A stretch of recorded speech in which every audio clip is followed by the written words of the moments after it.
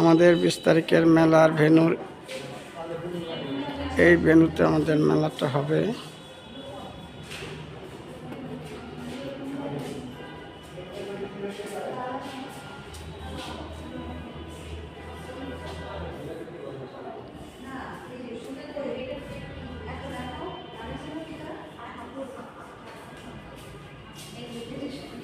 আপনারা যারা আমাদের 20 তারিখের উদ্যোক্তা উৎসব শীতল হাওয়া উদ্যোক্তা উৎসবে যারা স্টল নিতে আগ্রহী তারা দ্রুত আমাদেরকে কনফার্ম করুন।